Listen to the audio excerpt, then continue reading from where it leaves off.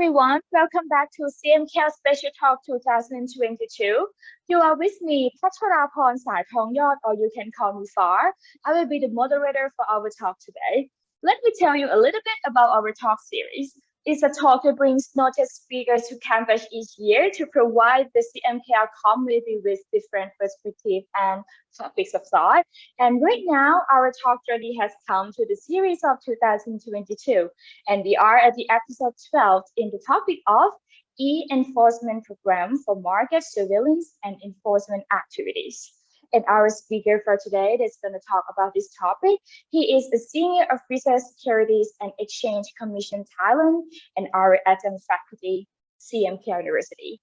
Please welcome Dr. 𝐂𝐡𝐚 𝐇𝐢𝐫𝐮�𝐧𝐜𝐡𝐚𝐫𝐨𝐞𝐧𝐯𝐚𝐭𝐞 สวัสดีค่ะอาจารย์ สวัสดีครับ Good afternoon, everyone.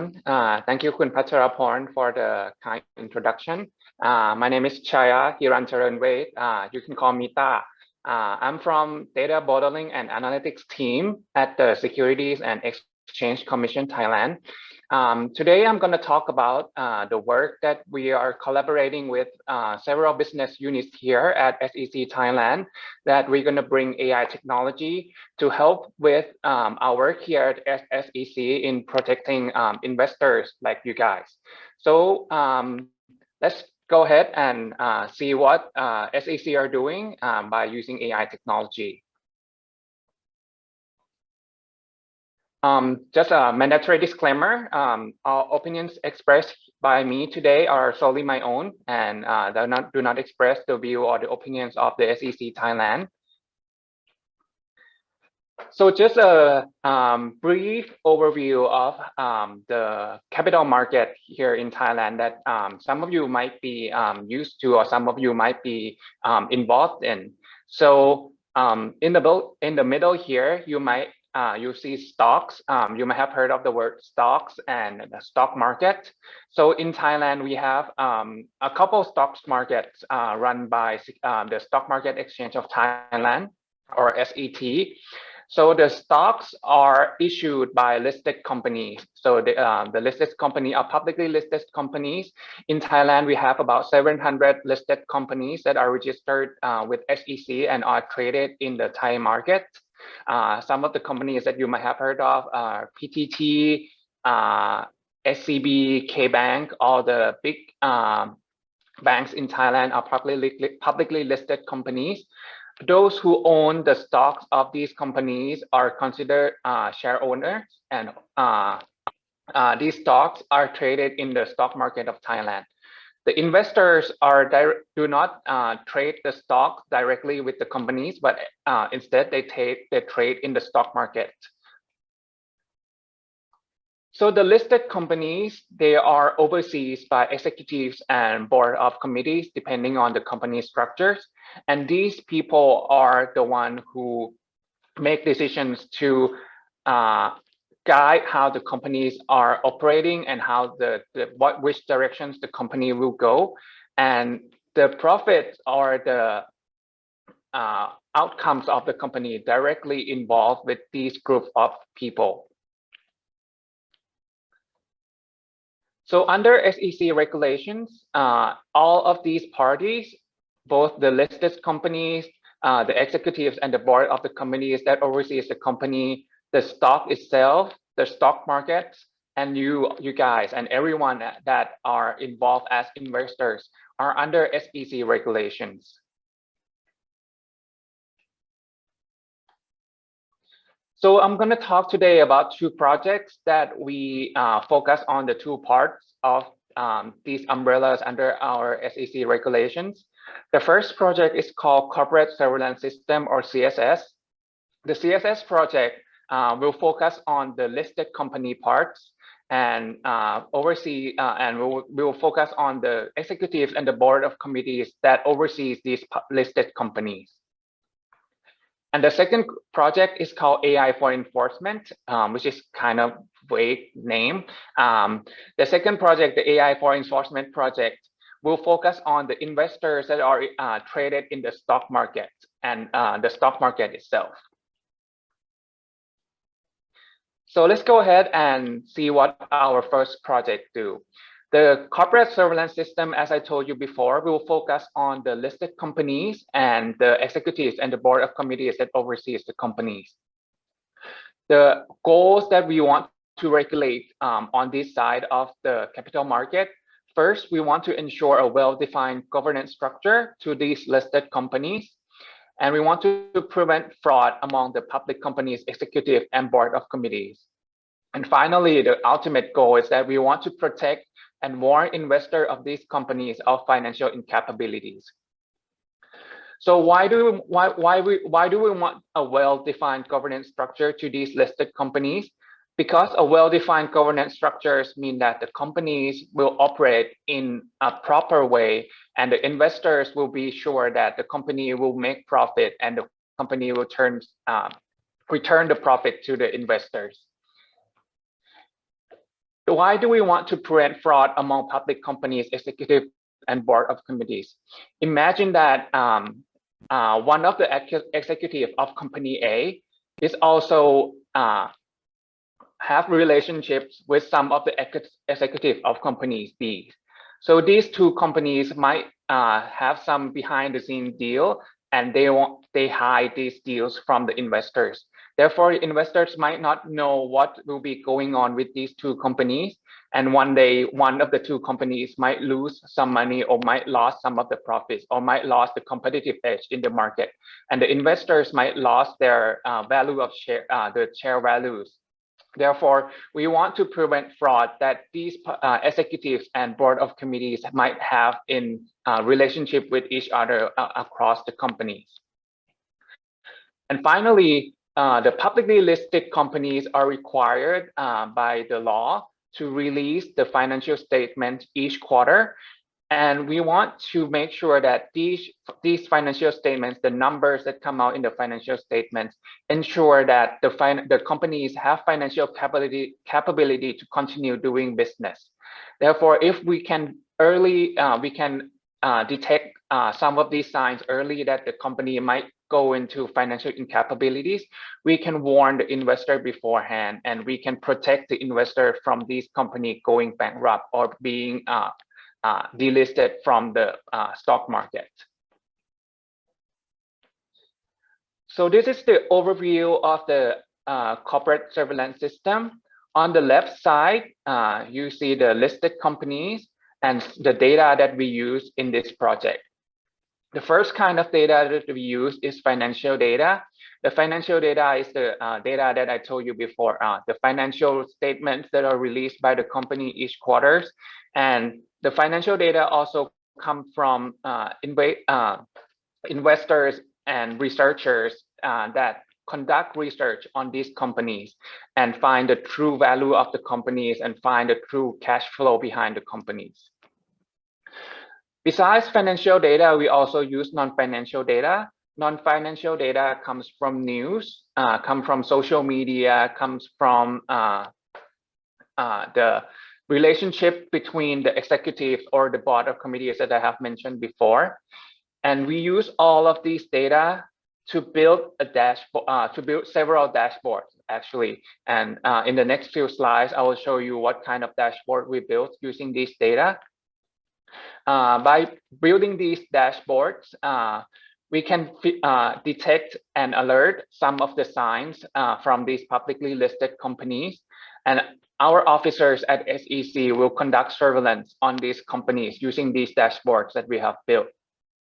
If they detect some unusual signs or unusual circumstances, first they will ask the companies for clarification, or if the signs or if the circumstances come from the financial statements, they might ask the auditors who produce these financial statements to clarify some of these circumstances.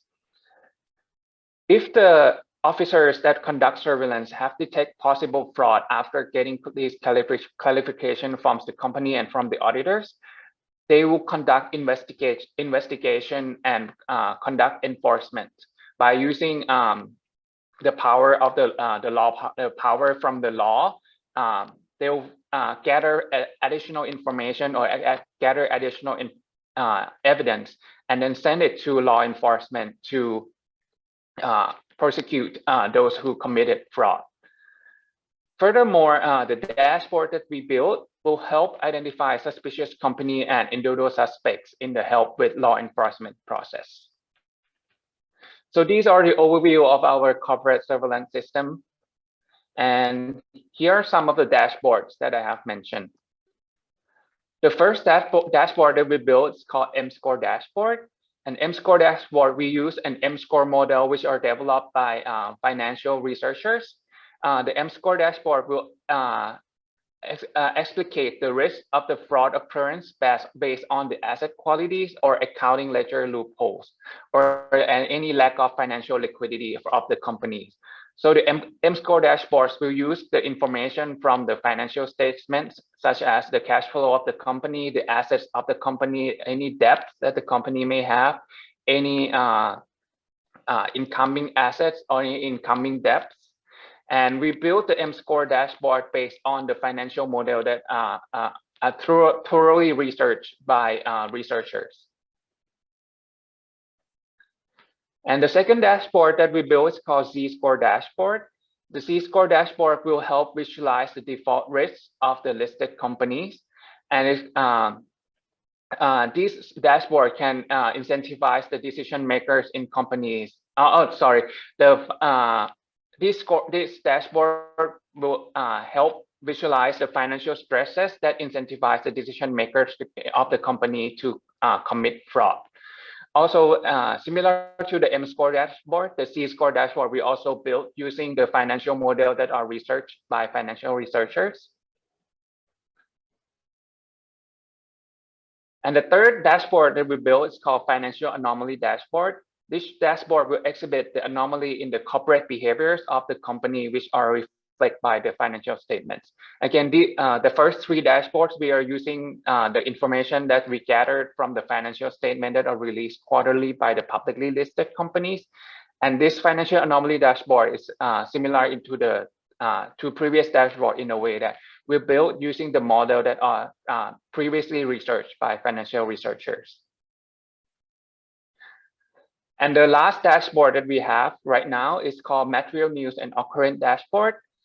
This dashboard, we gather the news from the Thai news source, especially those that publish financial news. For example, you might have heard the newspaper called 𝐂𝐡𝐚 𝐇𝐢𝐫𝐮 or 𝐂𝐡𝐚𝐲𝐚 that focus mainly on the news on the capital market. So we gather the news from these sources, and then we visualize the inter-variable patterns of the material news occurrence for each company. The idea that we have behind this dashboard is that some type of the news might contain information regarding the signal that the suspicious corporate actions might come afterwards. So currently we are using this for a dashboard to help the enforcement officers to visualize or to detect any suspicious behaviors in the listed companies. And then moving forward, we're gonna acquire more data for enforcement capabilities. We are looking to build machine learning based models measuring the risk of fraudulent actions and liquidations. So by using the previous scores model, the M-Score and Z-Scores, we will modify them to make it more adapt to the Thai capital market. As you might have known, or as you might be able to guess, the Thai capital market or the nature of the Thai companies are different from those companies that are listed in, for example, NASDAQ or the New York Stock Market Exchange. So we want to modify this model to be more adapt or more similar to or more fit with the Thai companies. And we want to use machine learning based models to build new models to predict fraudulence among the Thai listed companies. And we want to connect the dots by using these different models and identify statistical and using data statistics and data-driven implications to define relationships between multiple suspicious persons. For example, we want to be able to identify that the executives of company A might know the executives of company B, and they have close relationship, whether they have close relationship. If we're able to figure that out, we might be able to identify who are the individual suspects that involved in the fraud.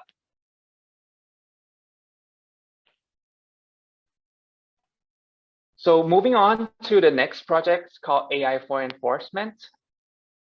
This project, AI for Enforcement, will focus on the side of the investor at the stock market. So the regulation goal, the SEC regulation goes on this side of the capital market is to first ensure fairness and equality in the market structure. And second is to enforce the law which prohibit foul play among investors in the market. So the law that we mainly use is the Securities Act, which have been released about 20 years ago in Thailand and have been revised over time. So the current enforcement procedure in Thailand is that first, the Stock Exchange of Thailand, or SEC, will conduct a primary surveillance or primary detection of any market abuse or any unfair trading. So the SET will act as the front line, and they perform primary surveillance function. After they have detected any market abuse or they detect any unfair trading, they will send information to us at SEC, and we have our enforcement officer that will conduct further investigation on these cases, and then they use the investigation mechanisms to promote market integrity.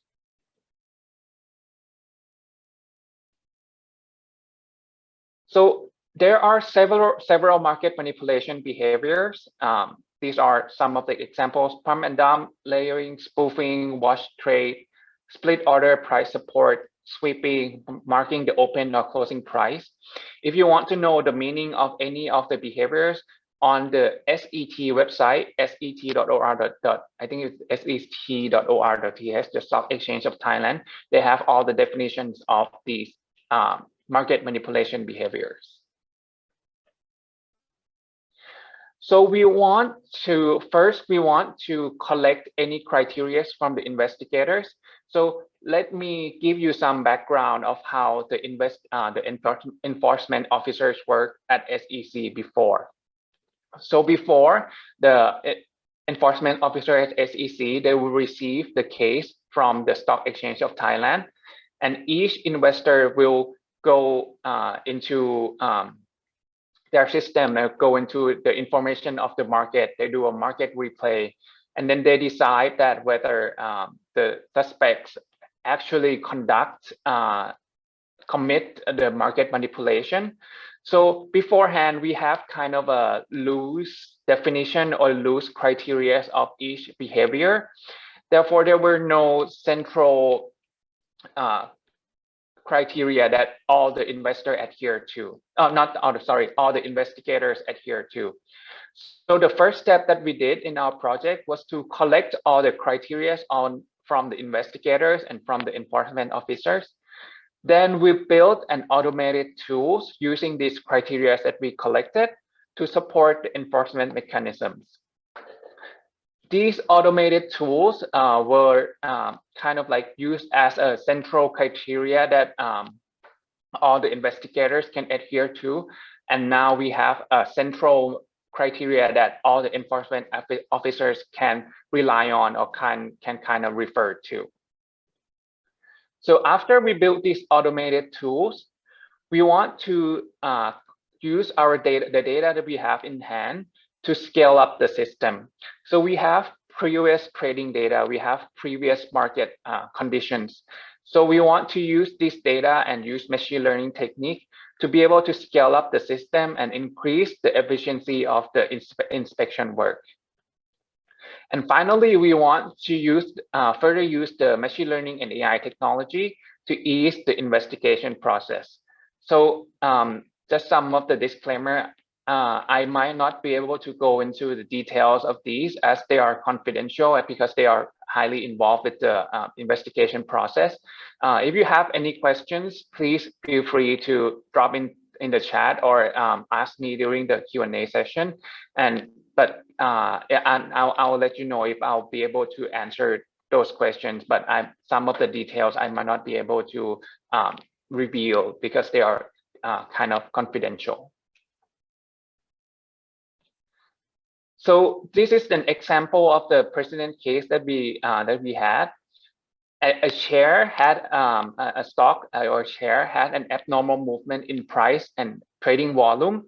So across 141 working days or trading days, you can see that in these two periods, there was an abnormal price hike, right? There are abnormal price. The price usually stay around this level. And in these two periods, the first period is across about 20 days, and the second period is across about a week. There was a serious price hike in these two periods. Therefore, these two signals indicates that there is a need for an in-depth investigation on this stock. So what we use is we use the information from the order book. The order book is when the investors sends in the order to the stock exchange market, the stock exchange of Thailand. And we also use the trade book. The trade book data is that the matching, whether who buys the stock, who sells the stock, how are they matching they match at what price and how many stocks have they traded. And we also have the suspect list, whether who are the suspect that commit this market manipulation. We use this three group of data and then feed into our AI enforcement system. And we build visualizations based on this three group of data. So each visualization is for different behaviors that I have mentioned before. So for example, on the top left here is that we visualize the queue in the market. The light green is that the market light green indicates the queue of the market, and the dark green indicates the queue of the suspects. As you can see at this time, around noon, it shows that the suspect have taken 100% of the queue of the market.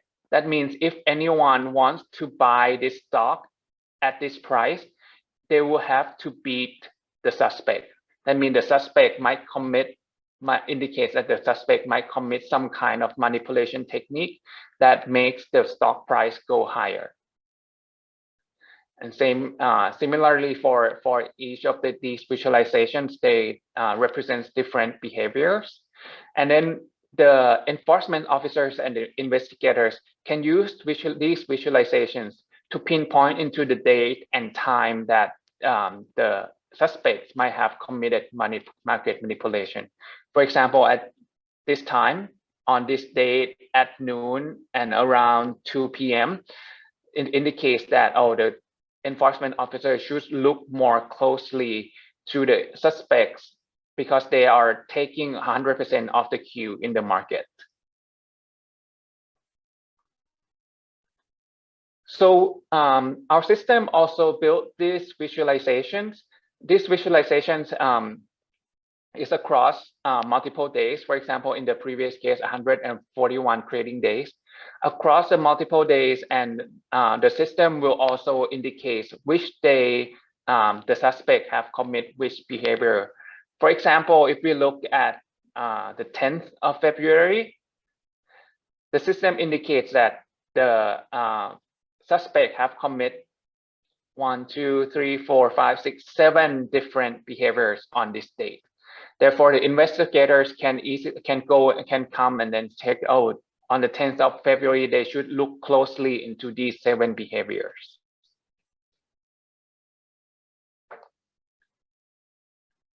So these are the added value that the AI for enforcement system has given to the enforcement officer.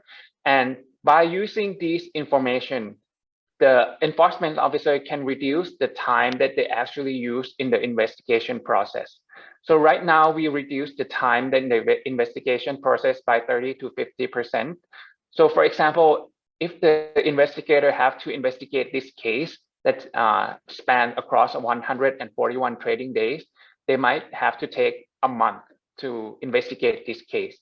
But using our AI enforcement system, they can conduct the investigation of this case within 15 days. So these each of the symbols represent different behaviors. The green represents sweeping. The square represents sweeping. Green represent a bid side, and red represent the sell side, and circle represent layering, and so on and so on.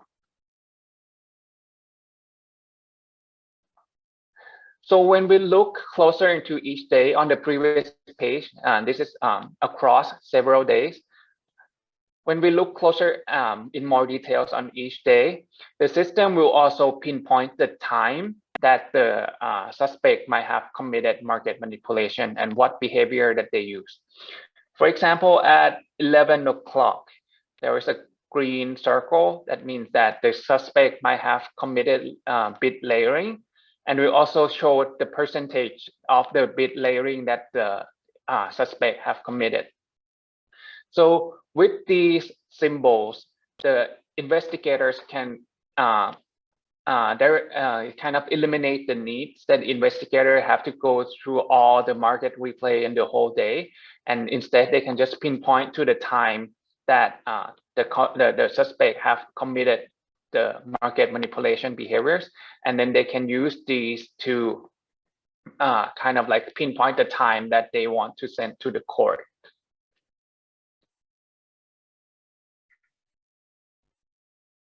So the next step that we want to go on with our system, we want to use machine learning technique and to use the data that we have on hand to learn parameters and labels from old cases to suggest appropriate parameters and classify labels for new cases for the officers or for the investigators. So the data that we have is that the transaction level trading data from the Stock Exchange of Thailand. We have the security, what stock, what security, and what time period that are under investigation. And we also have the suspect list from the exchange. So with these three information feeding into the rule-based model that we built in the that I previously mentioned that use the common criteria from the enforcement officers, each behavior in the rule-based model will have parameters. For example, they want to investigate the layering at 80%, and the enforcement officer can play with these numbers so that the evidence that come out will be appropriate for the case that they want to send to the law enforcement.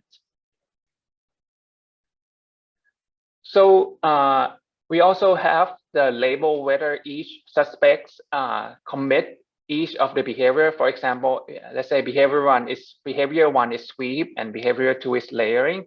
We also have from previous cases that suspect A have actually exhibited sweeping.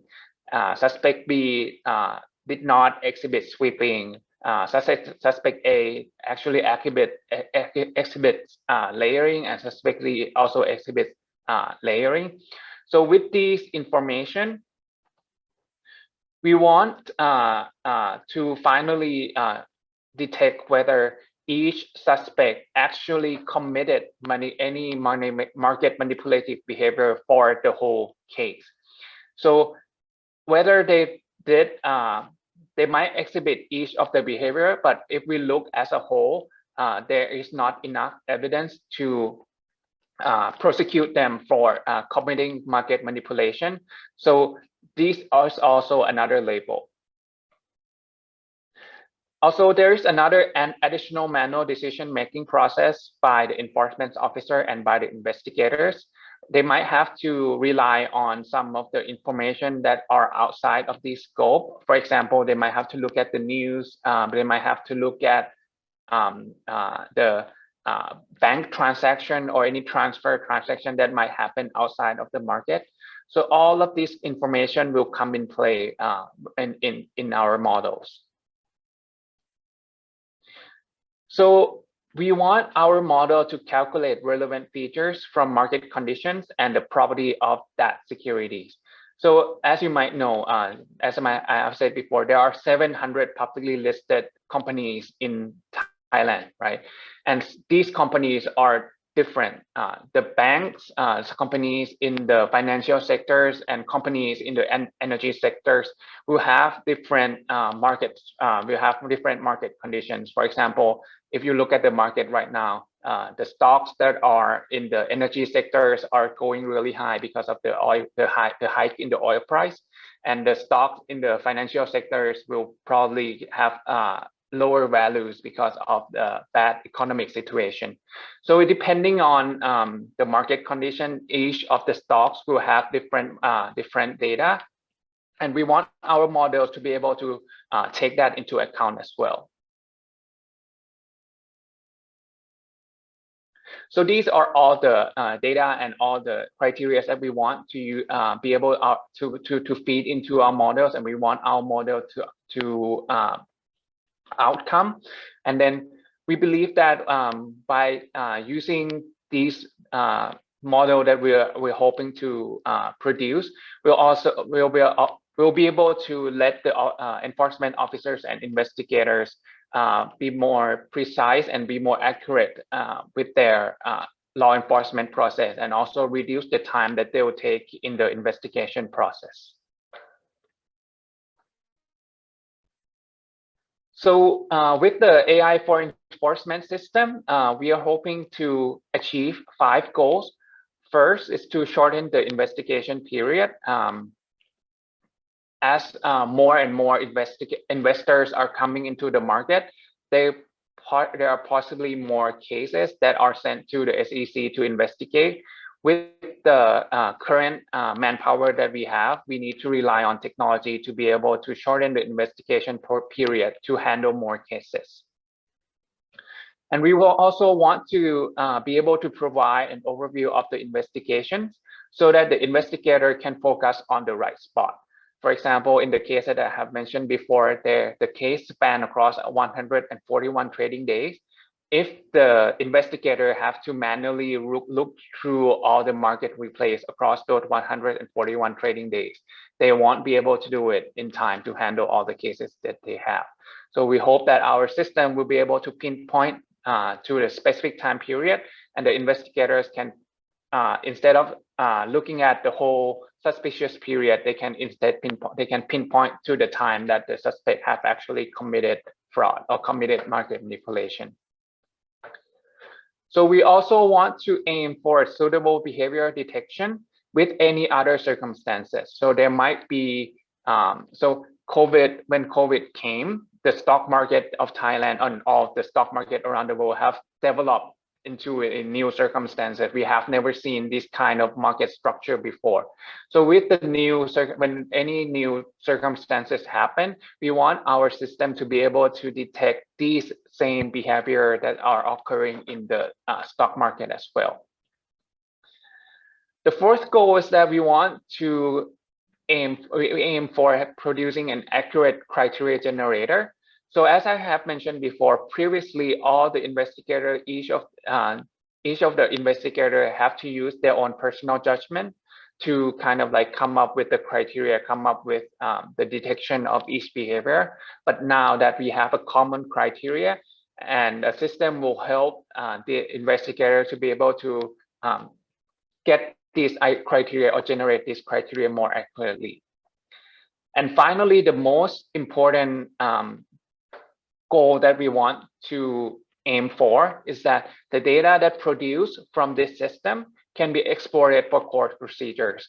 So in the investigation period, the time that the investigators waste the most, there are 2 steps. The first is that the investigation period, the investigation itself. They have to look through all the have to look through all the trading days to find the exact time that the suspect have actually committed market manipulation. And the second thing that wastes the most time is that the write-up that to send to the court. We want to be able to generate data that the investigator can use to send to the court to prosecute the suspect. So that's all I have. So I guess I'll lead into the Q&A session, and if anybody has any questions, feel free to let me know. Okay, now we are at Q&A session. Thank you, Dr. Shia, for your exclusive talk. So do you guys have any questions? Or is very understandable? So like, can we check a little bit on our Facebook?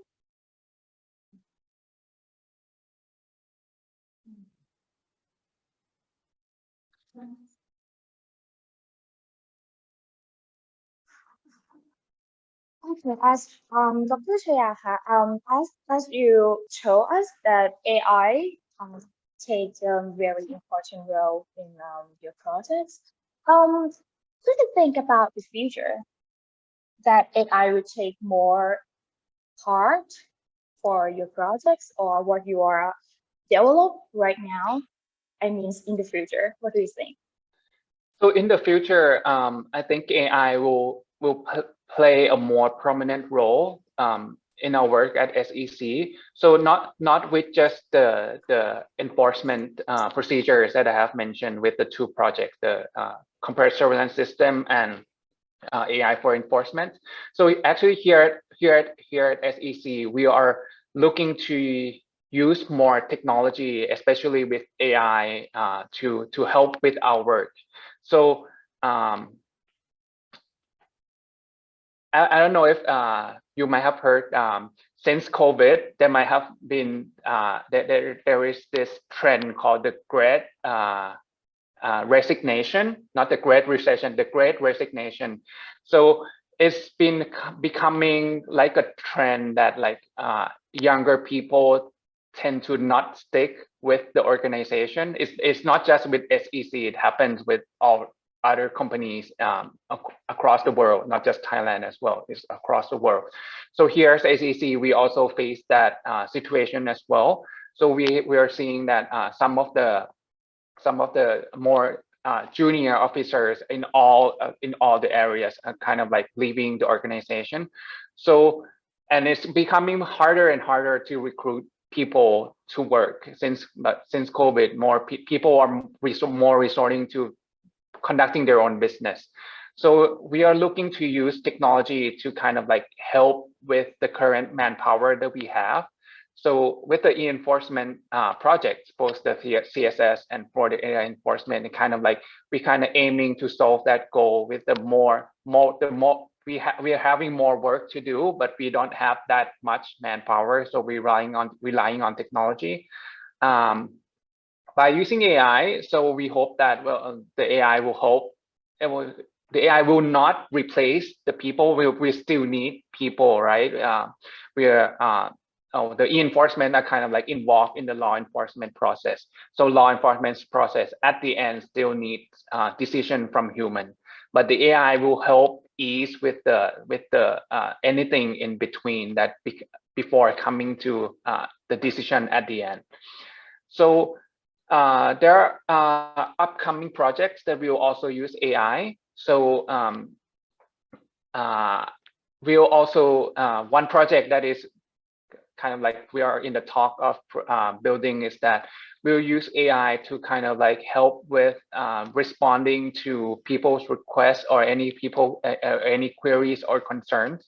So with the digital asset exchange and digital asset market, SAC is also regulating the digital asset market in Thailand.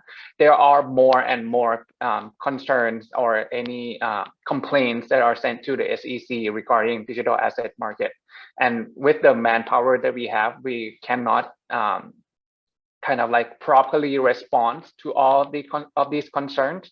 So we are looking to use AI to kind of build a kind of like a knowledge base or a chatbot or something to help educating and help alleviating the concerns that people are sending in through SEC.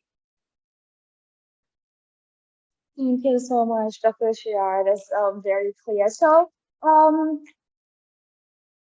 do you have anything like to tell the new generation that's going to become like study about AI, like you tell that AI will take the important part in the future, right? So I think humans should know about AI.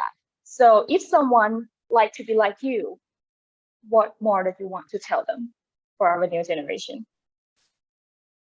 For the newer generations, like especially those are who are studying undergrad right now, I mean, I think AI will kind of like it will become a part of human life. It will be ubiquitous. It's not like comparing to me, like what I experienced 10 to 20 years ago. What I know about AI was that an AI is a bot in the game that I play against, and it's kind of dumb, and I always beat the AI, or if I practice enough, I can beat the AI. But today it's not like that, right? You've seen AlphaGo, like you cannot beat AlphaGo, and AI is everywhere, right? Siri, Google Assistant.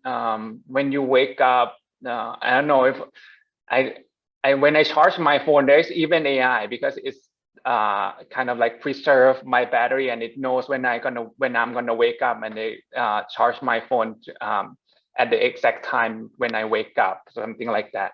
So AI is gonna be everywhere. So how do I say this? I just want to give some an encouragement. I think it would be more of an encouragement. So not everyone's going to be at the top of their class, right? Not everyone's going to excel in everything. In your curriculum, there are multiple classes, there are multiple things that you have to study. Not all of you are going to excel at everything, but at least grasp the concept of AI. So I'll give you an example of a good colleague of mine. He's the one who is heading the CSS project that I just talked to you about.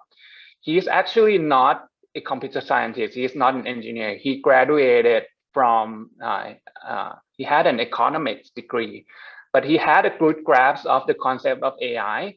So he knows where to incorporate the AI, even though he can't build AI. He don't know the technology. He don't know the techniques of AI. But at least he know the basic concept of AI, what AI can do, and how AI can help him in his work. That's why he is spearheading the CSS project, because he knows how to incorporate his economics background with the AI technology, and then help build this work, and then becoming the project that I have talked to you about. Okay. Okay, we have a question from our chat box. According to my experience, some marketing and PR personnel do not embrace new technological advancement, including AI.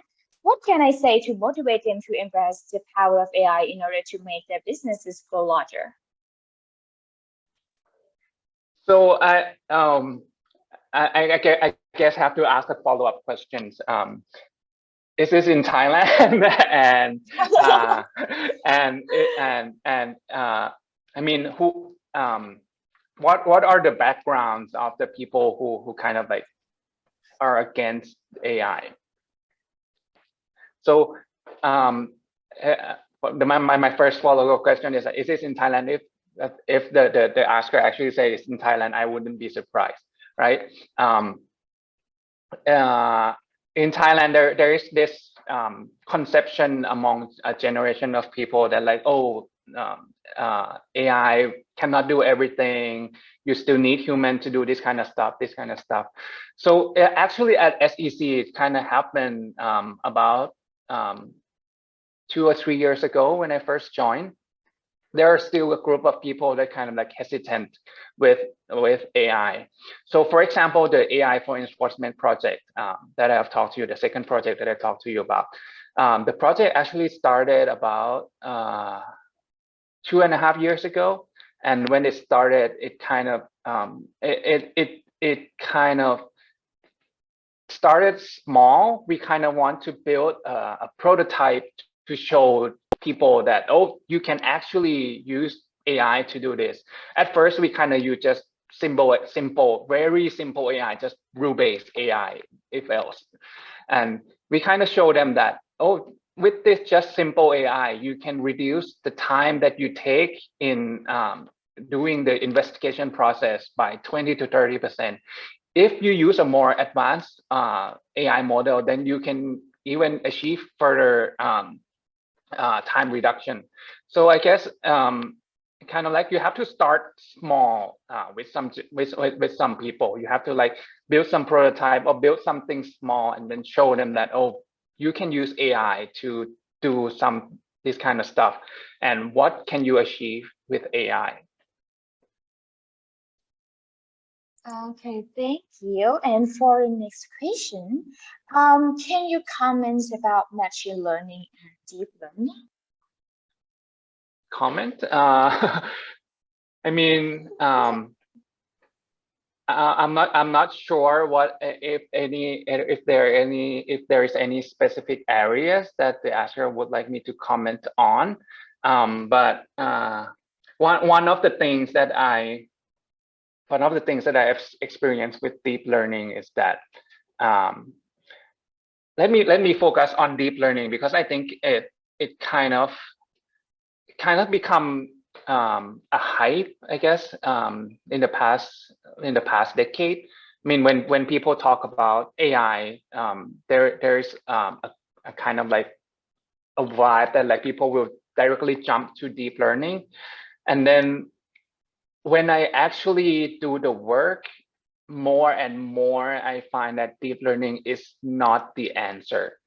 So most of the time, so especially when we want AI models or machine learning models to help in and be a part of the work process, or it's not like we want to build AI model that take something in and make a decision. We want AI model to take something in and output something so that human can take it and do something else. And deep learning is kind of like becoming a deep learning model builds a black box, right? So deep learning is great at making a decision. It can detect a cat in the photo. It can tell how old people is. It can tell whether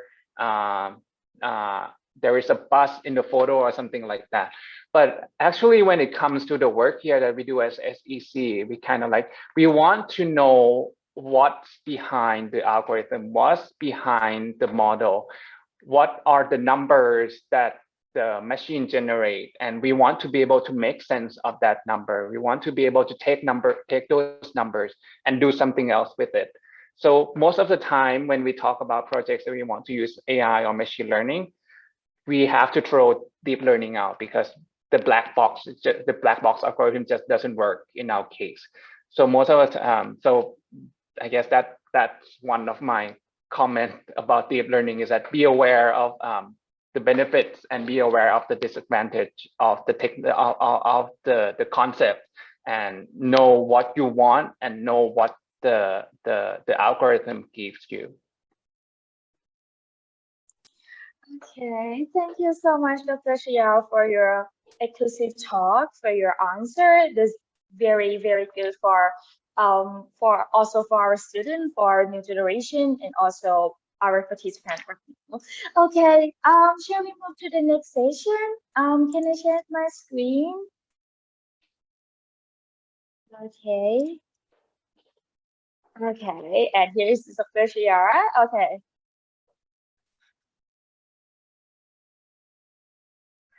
Okay, Thailand's first graduate program in AI engineering is now open for admission. AI is becoming an important part of our future. The MS and Ph.D. in Artificial Intelligence and Computer Engineering, or AICE, CMKL University, will prepare you for an exciting career in which innovations with AI can make things happen. If you are interested in building your own innovation, scan this QR code to apply now. And are you ready for CMKL Open House 2022? a good chance to get to know us more, whether our program, curriculum, and many more. Please stay tuned for registration and see us on October the 1st, 2022. And 8 Excellent Camp is back. It is an exclusive one-week camp which is designed to help participants immerse in the field of technology. Please stay tuned for registration next week and meet us on October 17 to 21st at here, CMKL University. And for our next episode, you will meet Mr. 𝐂𝐡𝐚𝐲𝐚, our Ph.D. candidate in Electrical and Computer Engineering program, CMKL University. He will give us a talk on the topic of solving subgraph enumeration problems with the language of linear algebra. And thank you for joining us today. I hope you enjoyed this talk and see you next time. Bye-bye. Thank you so much.